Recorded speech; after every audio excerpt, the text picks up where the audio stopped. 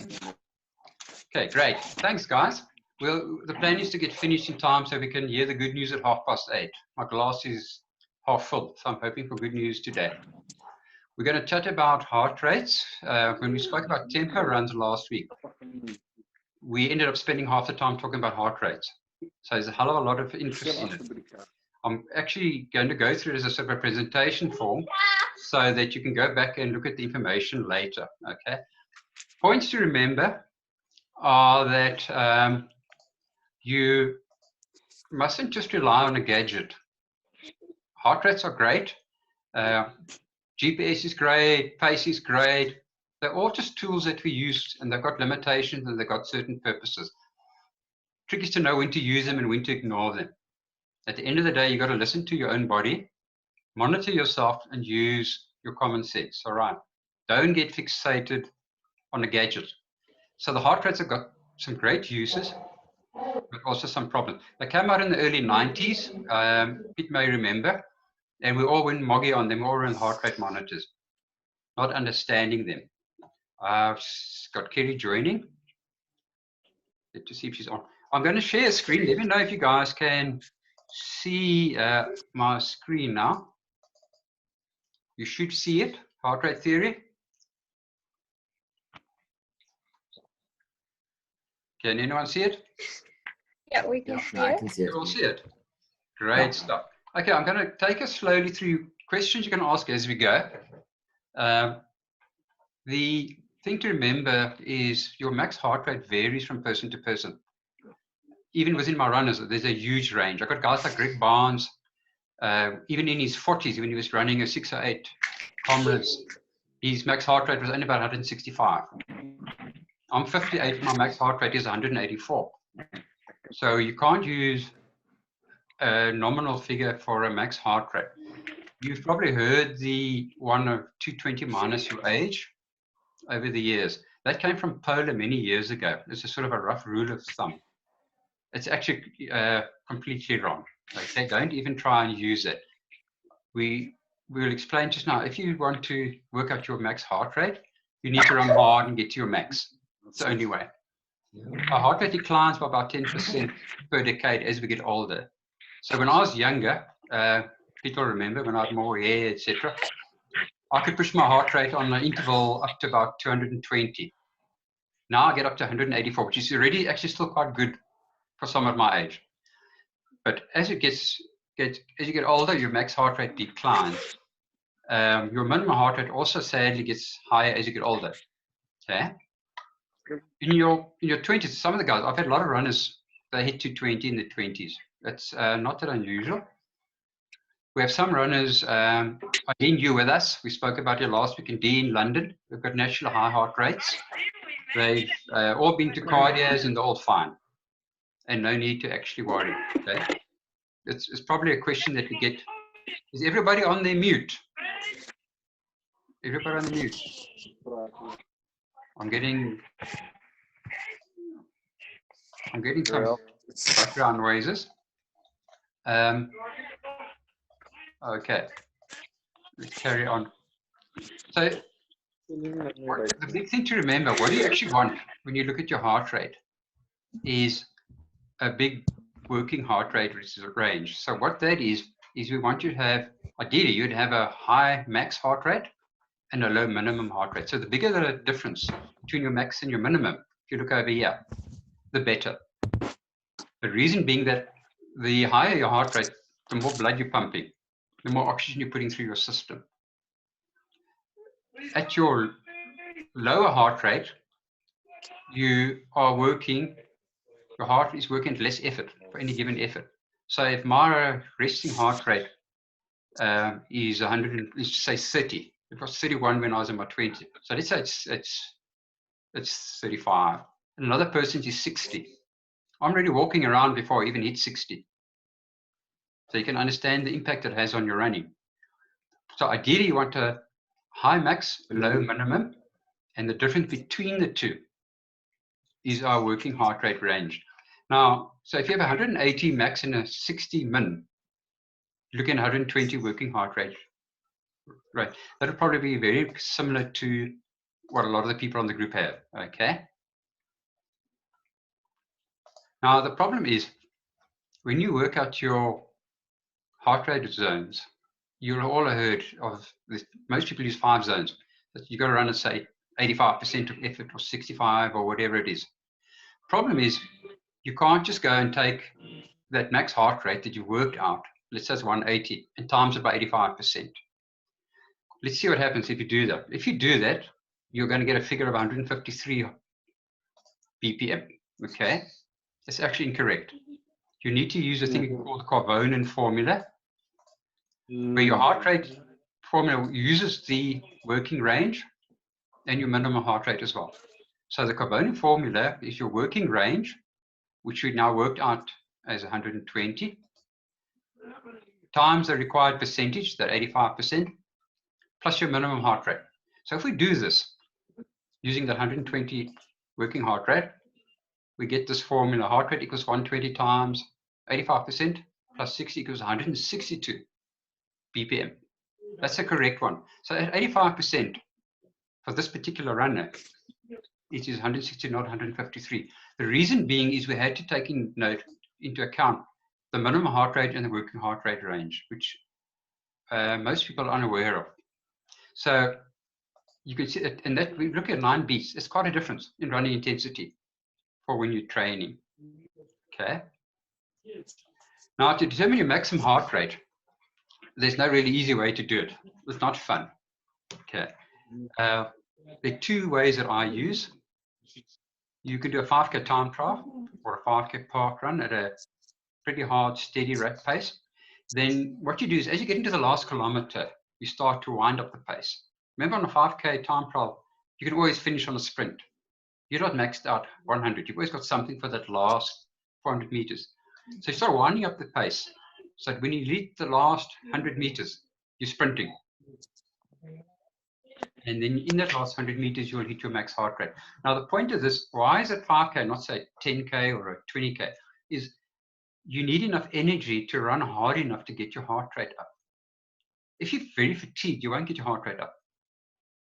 So trying to push your heart rate to max at the end of a marathon is not going to happen. Doesn't matter how hard you try and sprint, you'll not get it up.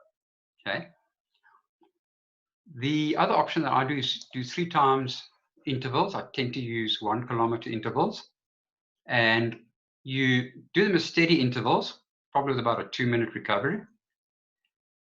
And on the 3rd one, you run it quite hard and you wind up the pace, finishing the last 100. Now, why do I say only on the 3rd one?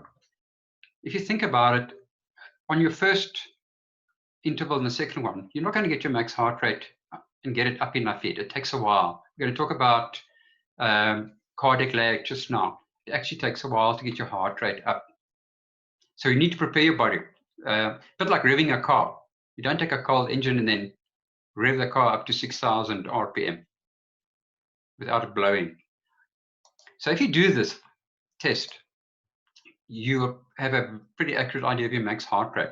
Now, the thing to remember is when you're cycling, your max heart rate is lower, and all your zones are lower than when you're running. Anyone, I know we've got some bright guys here. Anyone want to tell me why? Come on. Complete silence. You guys listening? Anybody know why? Is it because of the impact when you're running? The impact on the ground through your body is creating. You're getting close, but not there. As I would say when we're kids, you're getting warm, but you're not hot. Okay, I'll put you out of your misery. Body weight. So when you're running, you're carrying your own body weight. When you're cycling, you're not. And that's the difference in your heart rate. Okay, it's one of the reasons why your heart rate will stay always lower on the bike, even though you feel intensity-wise, you feel like I'm just as maxed out as I am when I'm running. We'll chat about some of the bike stuff with the recoveries as well just now, because that also changes it there. So, 5 training zones. Now, what I want to say about this that you guys may want to keep in mind. These are the heart rate zones that I use. I get these from the great training coach, Jack Daniels.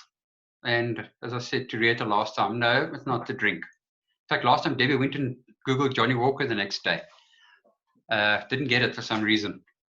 So Jack Daniels worked out heart rates. Now, the reason that you'll see is these are higher than the ones that you'd get. If you go on the internet or you look at Polo, they're going to give you a lower heart rate zone. So the question is again, why? It's simple. You guys are trained athletes. You can work at a higher level than your guy off the street can. All of these generic things like Polo have a big safety element in them in case you drop over. Any trained athlete would train at a higher percentage. And what happens now, what is interesting, is as you get fitter, and I used Judy Bird as an example last year, who last year at the age of 57 could still do 39 minutes on a 10K, which isn't too shabby. But her leg speed is pretty slow. When she won the World Veteran Champs in 2003, I've coached her since 2002. In New Zealand, she did the 10K in 37:02 and the 21K in 80 minutes and 4 seconds at the age of 42. Now, that wasn't bad running. But now, if I had a look at her times back then, I'm talking 2003 on grass track, and Pete will know because he knows his track time. She could only do a 400-meter flat out, snot flying in 77 seconds. And that is not quick. Pete, you agree? I can see your head going to nod there. It's not quick. And I said to her back there, Judy, you're slow. But the point is, despite that she doesn't have good leg speed, we've managed to train her speed endurance. And we spoke about tempo runs last week, that she could train she could race very near her max. So while another runner would, yes, your 21K, around about 85 to 90% that I'm highlighting, she could maintain a higher percentage than that on a 21K. Okay. So you can improve, even if you have relatively slower leg speed, you can still increase your 10, 21K and marathon by improving your, what we call speed endurance, essentially that area around your lactate threshold. So she does a lot of training around this type of zone. Okay. She can maintain it. So you'll get men, as I said last week, who will run away from her on a 400 and they cannot stay with her on a 10K run. That's simply because we've trained her to run at near her potential. So these are the zones that I use: 65 to 75, long runs and easy. Marathon pace runs, 75 to 85. Now, the bright guys amongst you will notice that there's an overlap. So if I'm on 75, am I doing long run or am I already on marathon pace? You can never have a definitive split line. So at one heart rate, I'm at this, and one beat higher, I'm suddenly on a different level. There will be an overlap. So when I did my runs, I would aim for around the middle to 2/3 up into the zone, generally. So if I was doing a marathon pace run, I'd be aiming for about 80, 82. This is whereabout I would probably aim for. When I hit 85, I know I'm getting up towards tempo run. If I go lower down, I'm a bit slow. Remember, these can only ever be a guideline for you. But these are the zones that I use. You could sit, once you got your max rate and your minimum heart rate, by the way, I didn't mention. It's quite simple. Just take your heart rate first thing when you wake up in the morning before you get out of bed, and you have a look. Then you can actually, once you've done that, you can use this Karvonen formula that I mentioned over here and apply it and work out your training zones on this. Okay. Does that make sense, guys? All quiet there. Okay. You'll see now what will happen is when you get to the speed, theoretically on a speed session, you can actually go over your max in theory. The problem is the intervals are so short, you get what we call cardiac lag, which I'll explain just now. We actually don't even get near your max because the distance is so short. Okay. Now, when can I use these sessions? Ideally, I like to use them on a flattish, slightly undulating route. Tempo and marathon pace runs, they're great. So if you're running 20 minutes, 30 minutes, hour, trying to keep a steady pace, it can be very handy. And one of the things that you will discover if you haven't used a heart rate is that you need to pick up the pace the moment you hit a downhill. You'll find that you've actually not running at a steady effort, maybe steady pace, so that your downhills will be quicker. But you've got to be careful that you don't go onto a very hilly route, because you'll be smashing the downhills and trashing your legs, because you'll run insanely quick to try and get your heart rate up. You just won't get it up to that level.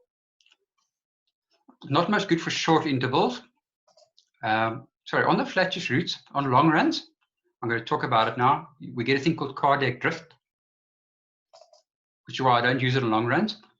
It's not much good for short intervals. We'll talk about cardiac lag. Short intervals, I'm talking about basically anything up to 400 meters. It's not much good. Okay. Now we're going to Strava. Cardiac drift. The old toppies amongst us will remember in 1994, Alberto Salazar came over and kicked our asses, so to speak, the South Africans' asses. Amazing guy, huh? He had a 2:08 marathon, collapsed at New York at the finish, had a Catholic priest come and give him the last rites because I thought he was dying. So he wasn't an easygoing, gentle guy. Trained on his own, did his 60, 65K runs on a treadmill, by the way, for those of you who think 20K is a big run on a treadmill. And in 94 on the up run, he ran away with the race. He took the lead going up Fields Hill and ran on his own to the finish. Slow winning time, I'll speak under correction, it was about 5:41. Nick Bester was using a heart rate monitor for the first time. This was when they just come out. And he was diligently following his plan on his heart rate monitor. And what happened with that is he got to polish shots and he was made Conada. I'm feeling great, but I've lost the race. And he ran his last 8K in a PB time for 8K, which included, by the way, polish shots. But he came second, he lost the race. Okay, great run. But the point is he could have won it. Why?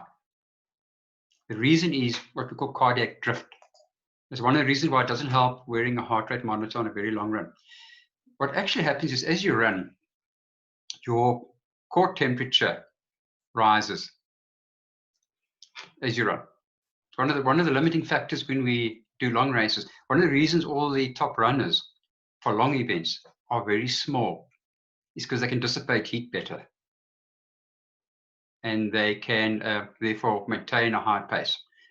Goes back to the story of the Bushmen, why they can hunt down animals. You've probably all heard of that. The Bushman can dissipate heat and keep on running. The buck is much quicker, but it can't and it collapses. That's basically what it comes down to. So what happens when your core temperature rises is your heart pumps. I'm trying to get this. Can you guys see all the screen? Because I'm getting a bit blocked.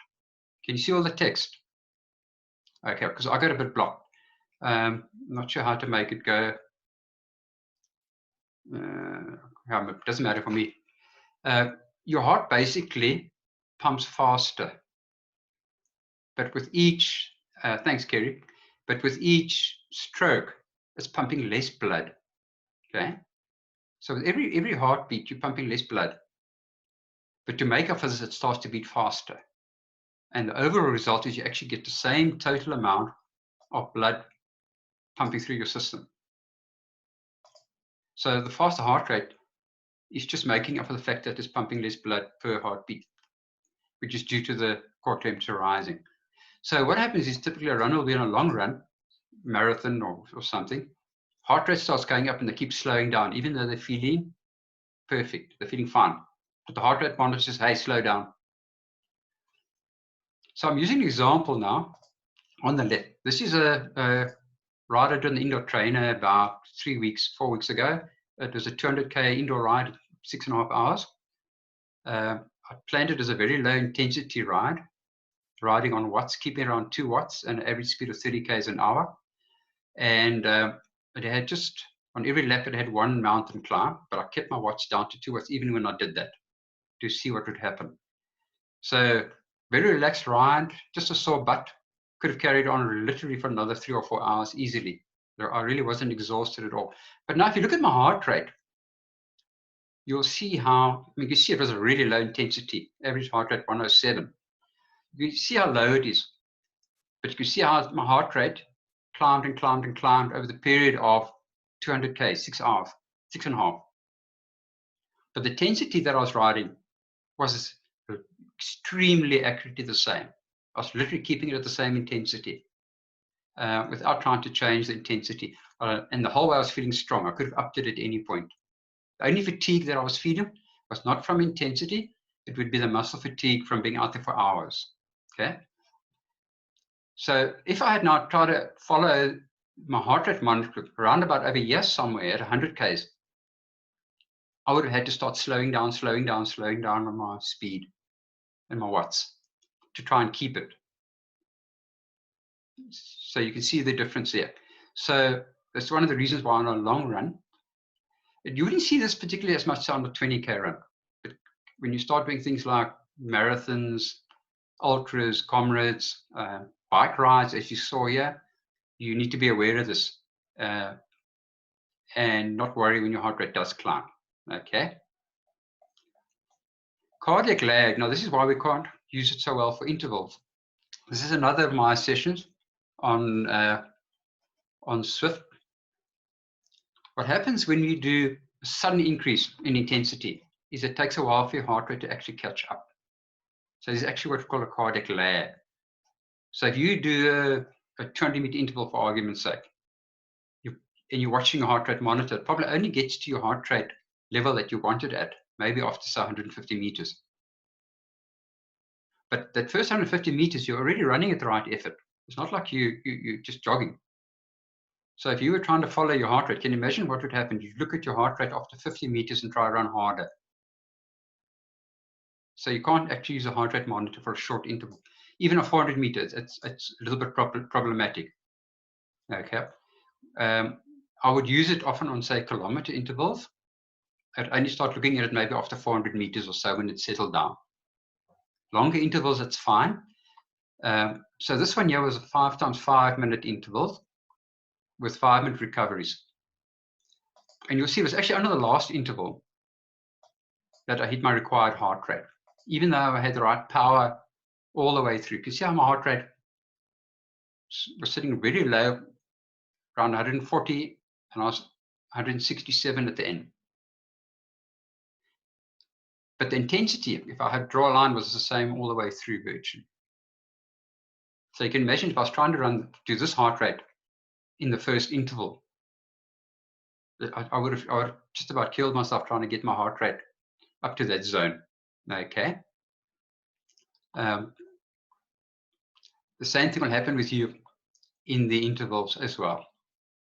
So if you're doing 10 times 400 meters, as you get through the session, you'll start to hit the heart rate more and more. Comes back to, remember what I said about testing max heart rate? On this one, it was only my max heart rate on the bike, by the way, is 174. So on this, I could have hit it on one of the later sessions if I really wanted to. First session, I wouldn't have. It would have been too early, basically.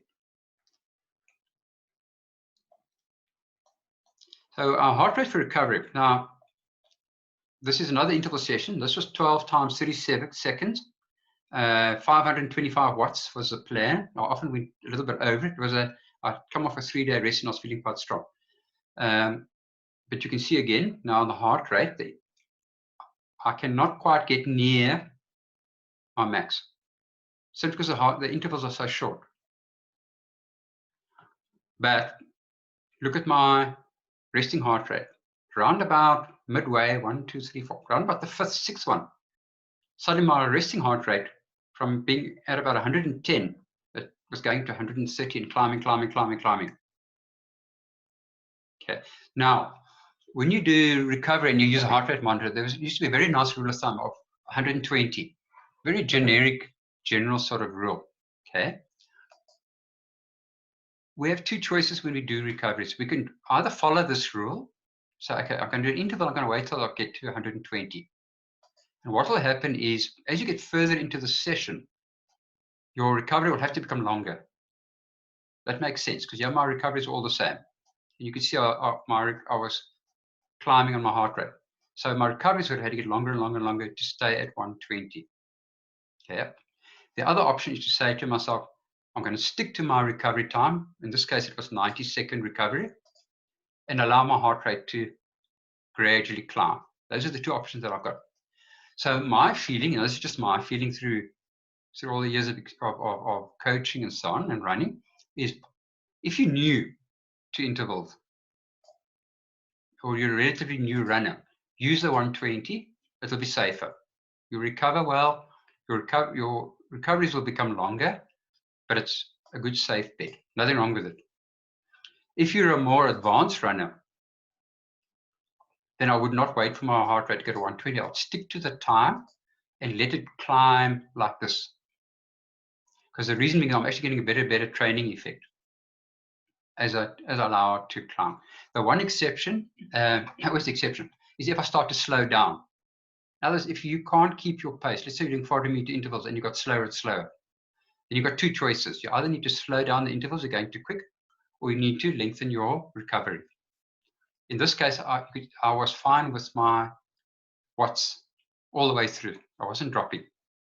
So I don't worry about the fact that that my recovery, my resting heart rate is actually getting higher and higher and higher with it. So you get progressively tired as you get nearer to the end. The thing with cycling now, guys like Brendan and so on, is this is a swift session where they have a pre-planned session. And they give you, for this one, the recovery is about 90 seconds, 2 minutes. And the other one, you're looking at 5 minutes hard, 5 minutes easy. Now, if you look at this session, if I was doing it on the bike, I would be making recoveries about 2 minutes. Much shorter. I completely recovered by 2 minutes. So if you look at here, you'll notice my resting heart rate did not climb at all. Unlike here, where the recoveries were quite short. Here with a longer recovery, it was actually too long for me. You can see my heart rate is, I would get a better training effect on this session if I shortened my recovery heart rate and allowed my heart rate to go a bit higher. Maybe it doesn't even have to climb higher and higher each time, but this is extremely low. If you look at 120 as being the general one, I'm not even there. I'm dropping way below 120.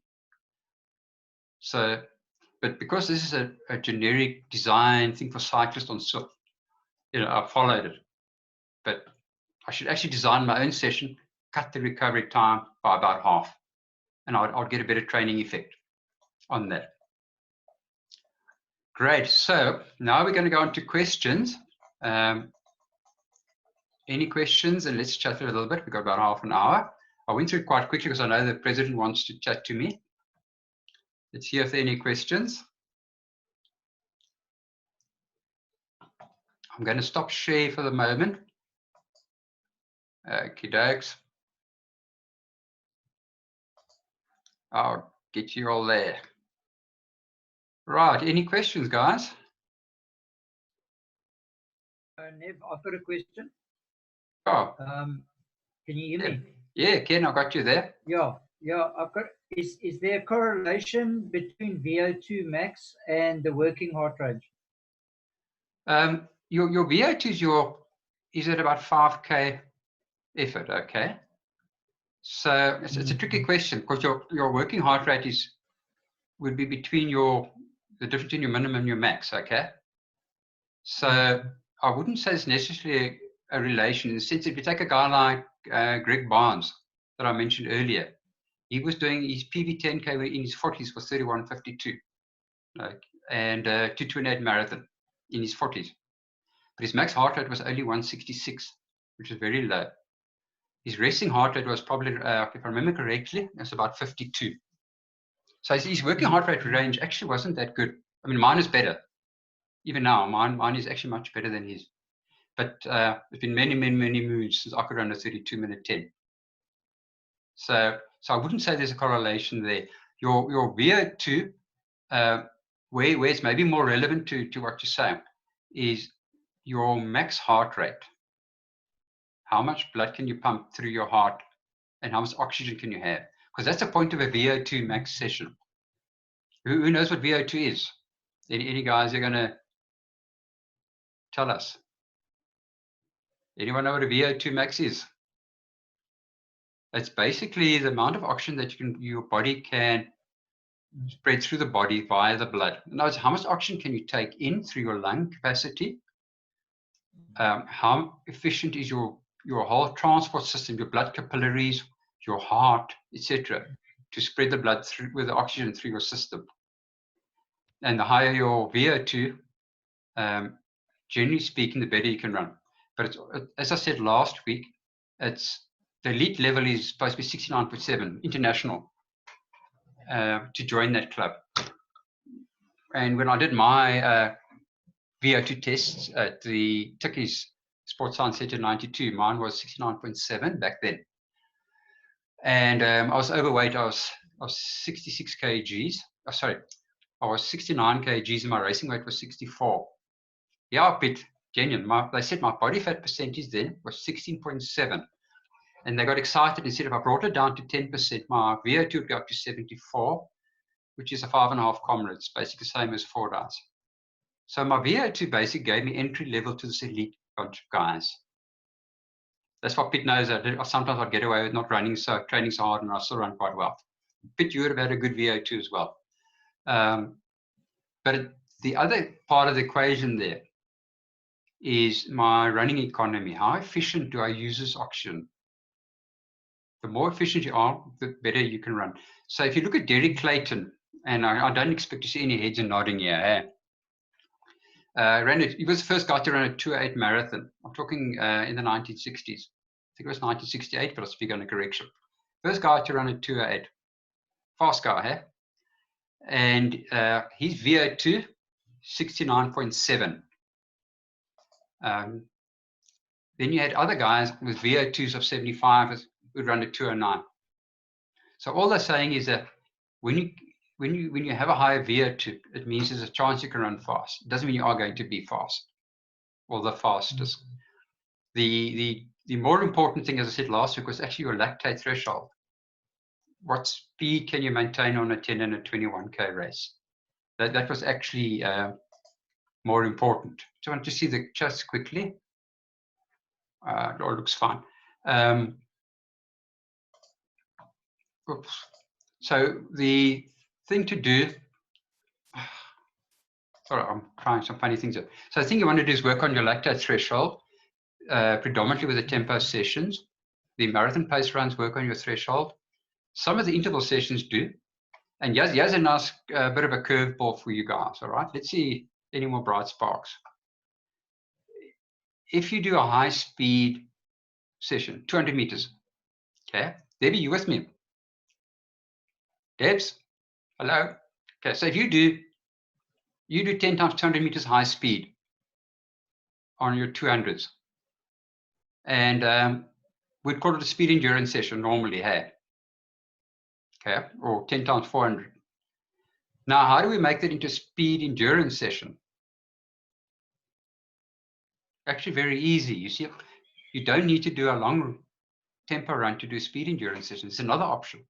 And again, I'm referring to Pitt because he did these sessions with me back then.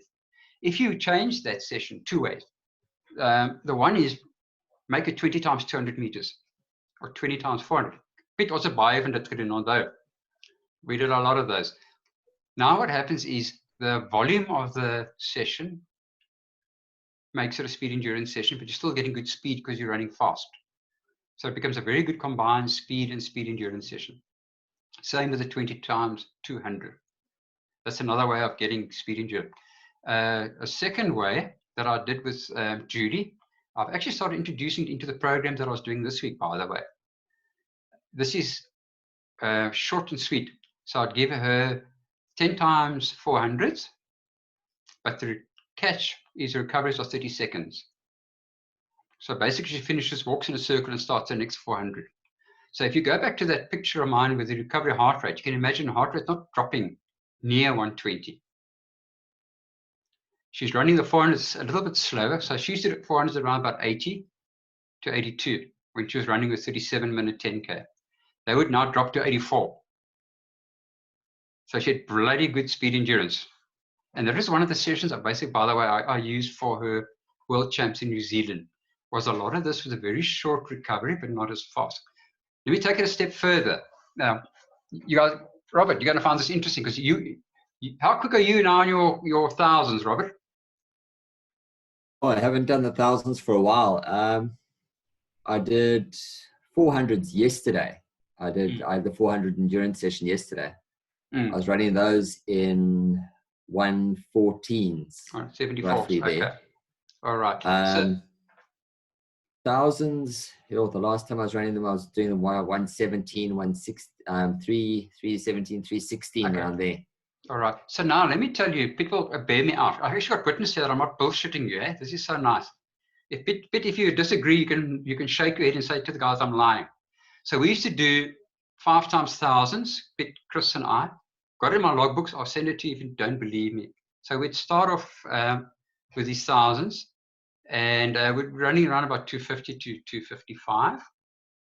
And the whole way I'd be holding myself back because I know he come kak. Then the last interval is going to be a race. And then the last one would be about 244, 245. So it is pretty quick, okay? Pretty quick for commoners runners. I think you'd agree. But now, how about I tell you that off that, my best 10K time, although I didn't train specifically for 10, but my best 10K time was only a 32:12. Now, if you look at my, okay, Robert, you're blinking out, but if you look at my intervals, I would predict a runner would run under 30 minutes on a 10K. So either I'm makes sense, yeah. Either I'm very weak in my head, which we know, or I was doing something wrong. Now, when I started coaching years and years and years later, all my early runners were my guinea pigs. One of them was, of course, Greg Barnes again. He came to me with a 35-minute 10K and a 240 marathon. And I said to him, by the end of the year, we'll have you down to 32 minutes. And I remember Greg's words. He's quite a direct guy. He said, not if you shove a hot poke up my ass.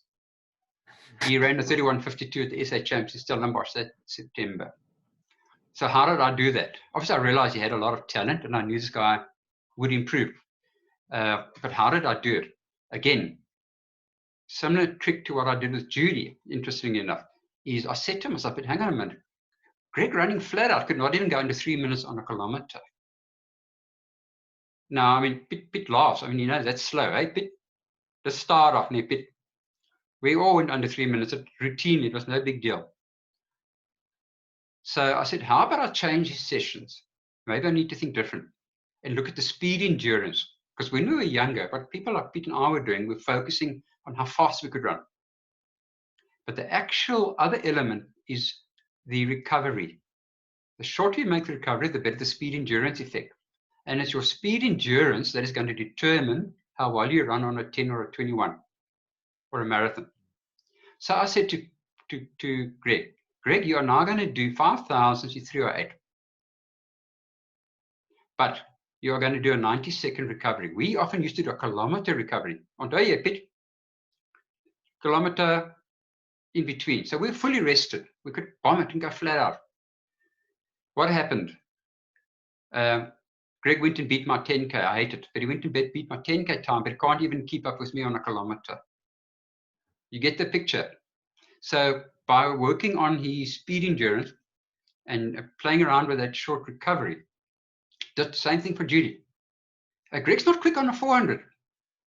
I wasn't quick, but I could do about a 59:60. I think Chris and Pete, you were probably about the same, thereabouts, on a 400 maxed out. I can remember some of my sessions would be 10 times 468. Or I could do, sometimes get down to 64, but then with a long recovery. Just a question there. Yeah. How important is it to actually keep to the times? Because for my thousands, if I look at the pace calculator, the calculator at the top of the final surge, I'm supposed to be running my thousands in between 3:24, I think, and 3:28, I think. Yeah. Somewhere there. Yeah. So I always find myself pushing too hard, and I tend to run much faster. Yeah. Look, same as my 400s. Yeah. I'm supposed to be running at 118. Yeah. You know what happens? I'm coming back to Jack Daniels now. I'm going to show you. This book. You have not seen a book look as tattered and falling apart as this book. I've had it for about 15 years. I think I know every word in it. It's brilliant. So one of the things that he said that was a bit of a mind change for me, that we did not know when we were running, is he says, your intervals, say, at a kilometer are at your VO2 threshold. Okay, we agreed on that, which is about your 5K race. But what he's saying is, whether you run at your threshold or whether you run even quicker, you are not going to get a better training effect by going quicker. You might get a leg speed, but you're not getting a better training effect. But the risk becomes proportionally much higher of injury. So he's saying it's better to stay at that level. You're getting the same training effect. What did we say yours was? 320 to 325? I remember 324. Okay, so let's say 324 to 328 or 326, somewhere there. Yeah, so what he's saying is it's better for you to stay at 324 than to try and run at 315. Essentially, he's saying you're getting the same training effect, training of VO2, because that's what the session is. He's saying, remember what your session is. It's not a leg speed session. You're doing a leg speed session when you do 200. So, but what you must do is regularly test your VO2 through time trials and things. Then you see, look, okay, I did a 1730 and now I'm down to a 1720 or a 1710, which means your thousands will now become quicker. So, but we broke these rules. You can ask Pete. We didn't know that we ran sort of as hard as we could, every one of them. And I think what happened back then, we ran many years very hard, is we were just genetically well off. The guys that had biomechanical issues dropped by the wayside and couldn't carry on running, basically, whereas now people can. So a lot of people back then who got injured, if they had followed this approach, would have been running for much longer and much faster, basically. So if I go back in my logbooks as well from when I was at school, I look at what we used to do there, and it was all speed work. We did track sessions, we did cross country, you raced every weekend, a lot of speed sessions, very little longer runs. And you could see in the times were much quicker. I'd go for a short 5K run and I'd be averaging 330 a K, roughly. If I looked at my kilometers and my times, everything was just so much. We did a lot of faster work and not much longer work. Look, there are many debates about it on how much to do. Pete was known for it when he was when I knew him in the 80s. Pete did a lot less mileage than Chris and I, but everything he did was flat out, as I remember it. Everything he did was flat out, and off that he was running. Pete actually ran 236 marathon. I remember. Everything was flat out basically. So they're different ways. I ran my 234.04 marathon, or 60 k's a week, without a coach in 1986, and I was running 4 days a week, max 5. But trying to stay with guys like Chris and Pete, and the other days I was just too sore to actually run. And that's why I improved so quickly. But it was very, very risky. And I got away with it because I obviously had good biomechanics and a little bit of talent. But in the long term, it's better to stick to the times. So like with Greg, Greg has in all that time, he goes down to a 306. He hasn't really changed on that. He's reached his peak on those thousands. But it's a different thinking. Saying it's not how quick you run. If you want to see how quick you run, go do a 200 meter or a 400. So it's not often that you combine sessions. As you say, what is my point of this session? Is it a speed session? Is it a speed endurance session? Is it a strength session? In other words, is it a hill session? Or is it an endurance? Occasionally, we'll blend sessions, like a long marathon pace run over 20 Ks. But they immediately become a little bit more high risk as well. I can tell you though, I have done this just for interest, those who are interested. You remember Anne Ashworth won Comrades 2 years. 2 years ago, I used to coach her before she went pro. So she'd been with 3 coaches and she could never break 3 hours on the marathon. She came to me planning to run the marathon in Brussels, and I had 3 months. And got her training. And she had a severe lack of confidence at one point. And I said to her, okay, there's only one option. I'm going to create a killer session for you, and you're going to come to my house and you're going to do it, and I'm going to ride my mountain bike next to you. And she came and she did it. And I'll tell you what it is. She basically, it was a 24K run, incorporated alternating on the loop where I am. Some people like Debbie have run there. She knows the loops where I am. It's alternated. So she went out, warmed up, ran tempo pace for about 3 or 4 Ks, hit 75-45 intervals, then hit the hill repeats. Back to tempo pace, back to intervals, and a bit of marathon pace, and she ended on tempo. She was blowing like a horse. We finished in the dark. It was in the winter. And she came off that, and she was never the same person. The confidence she gained in that session. And I was bullshitting her. Let me be honest. She kept asking, "What's my splits? What's my pace?" And I was lying and just dropping off 10 seconds here, 10 seconds there, because this was for me about setting her mind right. I knew she was fit enough to break the 3 hours, but she didn't know it. So she says, "What was my split for the last K?" And it was 3:55. I tell her, "Not bad, 3:48." And she believed in that. Was the main important thing. And what happened is she went to Brussels and did a 2:56. And that was, so to speak, to an extent, the start of it. And she just needed the confidence in herself. She was actually ready to do it. And that session was a breakthrough. It was a bit like an old army, as we say, an opvolk, stuffing them up. I said, "If you finish this, my girl, you can go run a sub 3 hour." That's what I said to her. And I lied to her all through the session. But she tackled it, and she went it great. Any other questions? We've got about 10 minutes to go. Yes, Neville. Yanni, my friend. My favorite topic and where I see the biggest impact of my running is weight. Oh my, yeah, this is... At the stage you gave me a bit of a guideline on a 10K, say target 40 minutes. For every kilogram you lose, how fast, what's the difference in time? Great question. I wrote it down. I didn't get it in Jack Daniels. I got another book, and I actually wrote it down. So let me read this to you. This guy reckons if you add 1 kilogram weight, one, basically, your energy increase is up by 3.5%. Okay. So what does that mean? They say if you're a 40-minute runner, you'll now run a 41:28 by 1 kg. Now this would not apply equally. I mean, if you are a 50-minute runner, I'm not good in my maths.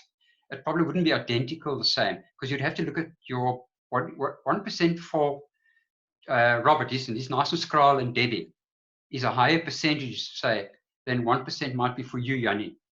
1 kilogram, sorry, percentage-wise of the body weight. So you'd have to crunch a whole lot of sums. So the thing, coming back to what Kenny said, VO2, one of the reasons runners run better when they lose weight is simply it pushes up your VO2 max. Because what happens is you measure your VO2 in the amount of oxygen in mmol per body kilogram of weight. So if you weigh 80 kgs and you have an X amount, and your figure is X amount of oxygen that you're bringing in, and you lower your weight to 75 kgs, you still bring the same amount of oxygen, but per body weight, per kilogram, it's more. And now you're going to run better. So that is the reason why we are so fanatical about body weight as runners, why we actually feel the difference. And I know, I'm pretty sure, hands up here, come on, you've all felt the difference when you put on weight. You can admit it, ladies. Rose never puts on weight. I'm excluding her from this. Debbie's nodding. Eileen's just laughing. Marina, are you there? Do you ever put on weight? Neville? Yes, Marina. Do you feel a difference? Hello? Lost you now. Sorry, Who wants to speak? So Neville, just a question, which is very disheartening, is when you run and this lady with 10 times more weight on the bums comes sailing past you at a massive speed. How does that work? Isabel, you picked the wrong people to run with, eh? It's one of the things that fascinates me is it's not always running appearances. I know the old saying, don't judge a book by its cover.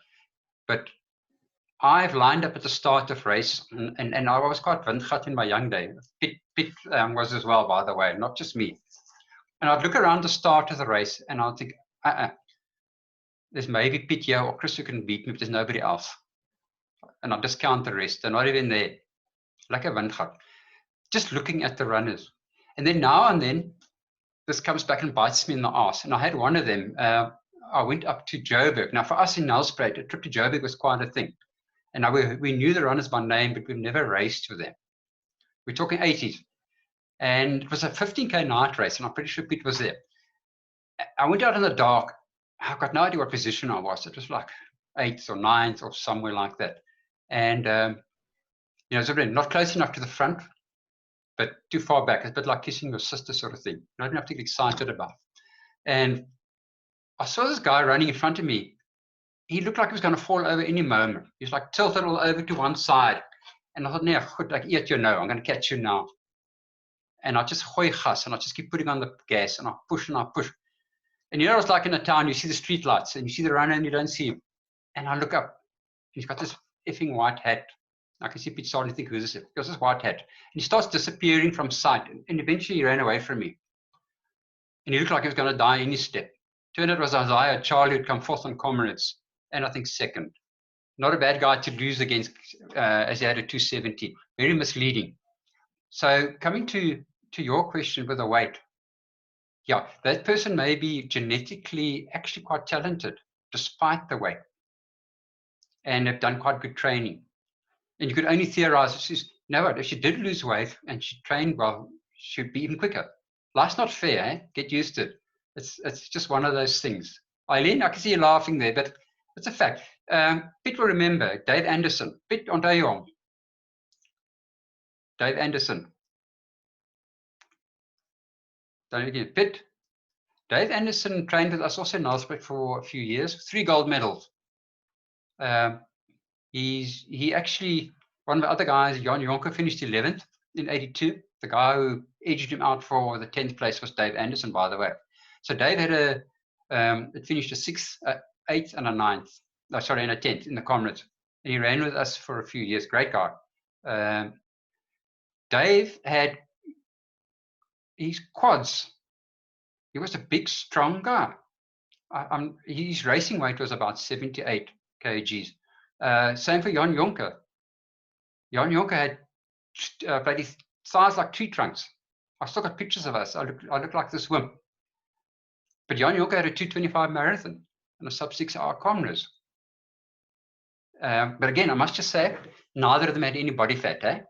Those guys were all sculpted. There's no body fat at all. Guys like Jan Jonker did no gym. He always said to me, like, werk in die tuin, and that's enough. And he was strong. So to answer your question, body type can be misleading, but a runner like that, I would think could possibly run even quicker. Quite possibly. Any other questions? Anybody over there? Or quiet? Yeah, Chris? I got one. Yeah, I just want to find out, because like for me, this heart rate, going back to that little bit, it's like, geez, I like want to like just die every time I start even like attempting to do heart rate training, because I just find it so overwhelming. And in all honesty, I'm a lazy runner in the way that I prefer to just like, you know, just like plonk around, and you know, I enjoy to challenge myself to a good time or something, but I don't like to do the whole mathematical equations behind it and stuff. So now, like, what would be like, you know, like the first step for dummies? It's like, you know, work out your minimum, work out your maximum, work out your, you know, your working, I forgot what you called it, but the working thing. But then what would be like the first step? So it's like, you know, once you've done that and you've done it for a couple of weeks, then you can try the next things, just so that it's not like so overwhelming. Kerry, do you really run with the heart rate? With a No, what do I run? What, watching my heart rate? Do you normally run with one anyway? I think my watch has one in the strap, and I see it on Strava. But other than that, I don't even know. I've never even looked. Yeah. So I'm guessing you're technologically challenged like I am. But the thing with the heart rate is, so if there are a lot of us already running with heart rates, we've never tested their max or their minimum. And they actually already have a very good idea of the effort, and they can use it quite effectively. They know I'm comfortable at 120 or I'm taking strain at 160. And that's actually quite fun. They've been using the heart rate for years. Just through sheer experience, I know that at this effort, this heart rate feels right.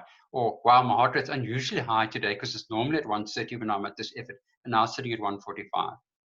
And then you can use it like that.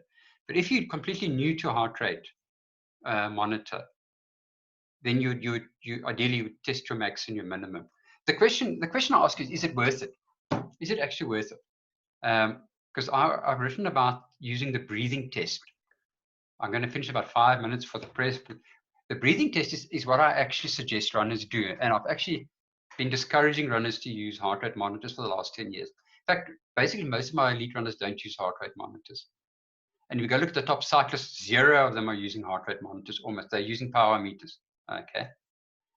The reason I say this is you should be tuning your body and listening to your heart rate. To your breathing. We call it the breathing test. So linked to those 5 intensities. I'm going to go back and share screen while I do this. I want to show you, this is actually a very good point. Can you see the thing come up again?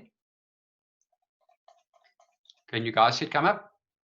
Okay, I see you guys nodding. So if you could look at the 5 training zones here, we can link your breathing to each one of these 5 very accurately. And they've actually done research and tests on this and proven that people who use perceived effort and use the breathing on this are incredibly accurate. I can run and tell you what my heart rate is without even looking at it. And I go look at it, I'm within a beat or 2. Okay. This also teaches you to listen to your body. So I'm saying to you, it's not really necessary to use a heart rate monitor. On your long runs, easy pace, your breathing is completely easy. You should not even be hear yourself breathing. We call it a talk test. You should actually be able to talk and chat. You know those social runs? Not that you do them, Kerry, but other people. Those social runs where you chatting away. That's your easy pace, your long run. Then you probably are already between 65 and 75. And you don't need to go and check your heart rate for that. The only time is on a climb, your heart rate will climb a bit, and you might hear yourself breathing for a bit. Very, very accurate. So when people ask me, Coach, what's an easy pace? I say, just listen to your breathing. If you can't chat like we are now, then you're running too fast. Your marathon pace runs, now you can hear your breathing. You're going, but you're not gasping. You're nicely in control. You can chat, you can talk, but you can hear yourself breathing. That's the next step up. On your tempo run, you're breathing hard. Okay? Not like, sounds weird panting to a TV, or to a computer screen, but you're panting quite hard. But you're still in control, because on a tempo run, we call it fast cruising, controlled. Okay? You can still talk. You don't really want to talk on a tempo run, but you can. It's kind of like now, I would say to Robert, oh, how's it going? Yeah, okay. Yeah, I'm fine. That would be tempo run. You go into VO2 on your intervals, you're breathing very hard, and you can say a word or 2. It's like, okay, yeah. You're not going to talk. You're not going to have a conversation. Otherwise, you're not doing speed. If you're doing proper speed session, 200, 300, 400, you can't talk. If you can talk, you're not doing speed. Simple as that. So if you get to use the talk test, I was maybe send it out. I've written about it in the Trail Map. It's extremely effective. And if you really, really, really want to now be a rocket star and do what I tried to do in the 90s, is you try and marry the 3 things. Okay, this gets complicated, but it actually is not. There are actually 3 things you can use, and I was trying to use all 3. The first one would be heart rate. Second one would be my pace, minutes per kilometer. Third one would be my breathing. So I would know that for me, tempo runs, say for me was about 160 to 169 would be my tempo back then. And at that pace for me back then, a tempo run would be about 345, 350 minutes okay pace. And I'd know what my breathing's like. So if I'm running and all 3 are doing the same in sync, I know it's spot on. But of the 3, the most important one is my breathing. Because if I hit a hill, what's going to happen? My heart rate might climb, my pace will slow down. So it's the breathing that I listen to as being the most important of the three. That's the most important of the three things. I don't know, does that help a little bit, Kerry? Yeah, that helps. That's great. And I think that's more or less what I'm doing, because I've picked up a lot of speed recently, you know, after having my baby, because I was slow as anything after her. But yeah, suddenly I am, but I'm trying to just listen to my breathing, which is interesting. Yeah. What I'll do, Kerry, I'll send it out. I've written about it. And it's a good question you ask. So I would say to you, don't worry particularly about the heart rate, unless you're fascinated by it and you do want to try it. And then, okay, yeah, that's awesome. And then if you do want to try it, we can chat about it. I'll help you set it all up, okay? Awesome, yeah, that's great. Okay, super. Guys, 8:05, maybe one last question if there is. We are wondering about what's going to happen tonight. I want to know if I can buy beer tomorrow. Rose, are you saying goodbye? Great to have you. Brendan, thanks, guys. Oh, cheers. Thanks, Neville. Thanks, I'm going to pause the recording now.